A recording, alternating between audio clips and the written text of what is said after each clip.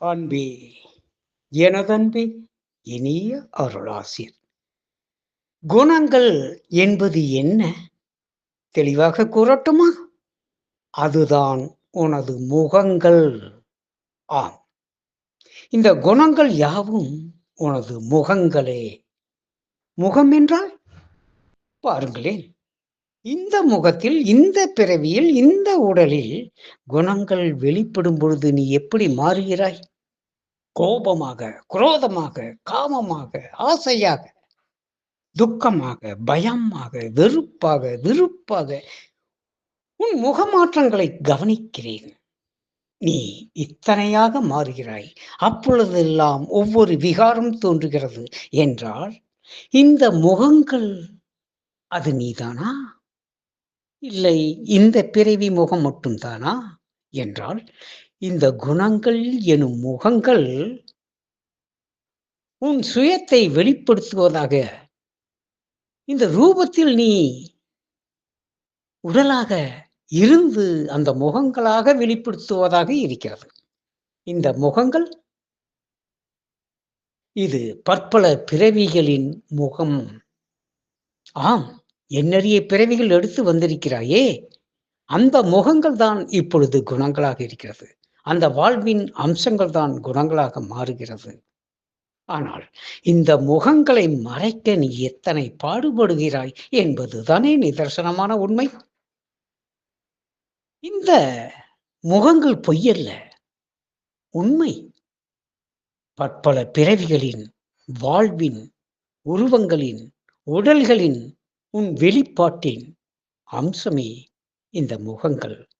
இவைதான் அணுக்களாக பரமாணுக்களாக உன் உடலாக உருவ தோற்றமாக இந்த பிறவில் வைத்திருக்கிறது. விகாரமாக பிறப்பவன் கூட இந்த உடலை அலங்கரிப்பது எதனால்? இது உன் ரூபம், உன் உடல், உன் முகம். ஆம், இதில் இத்தனை அடங்கி இருக்கிறது இந்த உடலில். ஆகவேதான் இந்த உடலை பேணி காக்கிறாய். ஒரு சிறு காயம் ஏற்பட்டு ஒரு துளி ரத்தம் சிந்தினாலும் பதறிப் போகிறாய். ஏன்? ஏனென்றால் இந்த உடல் உன் முகங்கள்.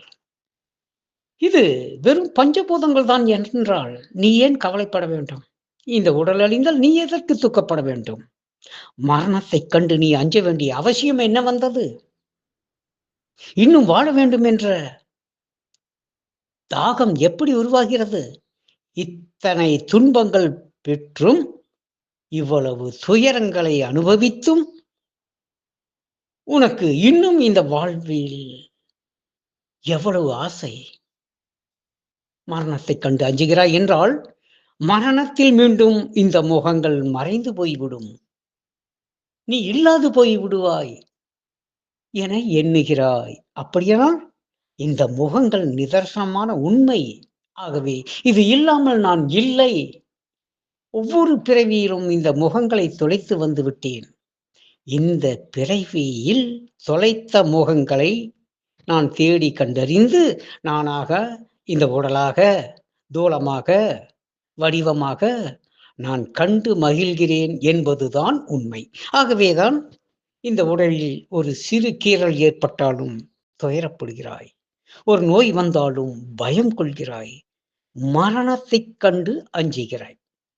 மீண்டும் கூறுகிறேன், இந்த உடல் பஞ்சபூத கூட்டுறவால் ஆனது என்றால் இதைக் கண்டு நாம் ஏன் கலக்கப்பட வேண்டும், துக்கப்பட வேண்டும்? இதை எந்த நொடியில் வேண்டுமானாலும் இழப்பதற்கு தயாராகி விடலாம் அல்லவா? ஆனால் அது இயலாத காரியம். உன்னை நீ ஆன்மாவாய் உணரும் வரை இது சாத்தியமில்லை. இந்த தேகாத்ம புத்தி உன்னை விட்டு விலகாது.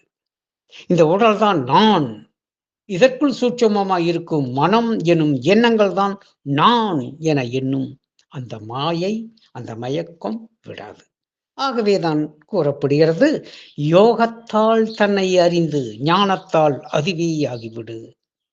ஆகவேதான் உபதேசம் தரப்படுகிறது, தத்துவம் அசி, அது நீ ஆகிறாய். ஆனாலும் இது உனக்குள் பதிவதில்லை. ஏன் என்றால் இந்த பதிவு உனக்குள் வெளிப்படாமல் இருப்பதற்கு காரணம் அஞ்ஞான மூடல். அதாவது பல்வேறு பிறவிகளாக பல்லாயிரம் பிறவிகளாக வெவ்வேறு உடல்களில் உன் முகங்களை தக்க வைத்துக் கொண்டிருக்கிறாயே, அந்த முகங்கள் அணுக்களாய் பரம அணுக்களாய் பறந்து விரிந்து கரைந்து நின்றது இந்த உடலில், இந்த பிறவியில் உடலாக மனமாக வந்து வாய்த்திருக்கிறது. ஆகவேதான் அது நான் என கூறுகிறாய். இந்த உடலை நான், மனமே நான் என கூறுகிறாய். இந்த யோகம்தான் இந்த மயக்கத்திலிருந்து உன்னை மாற்றும். என் அன்பு நிறை அருளாசிர் நன்றி செய்க. நலமே பெறுக.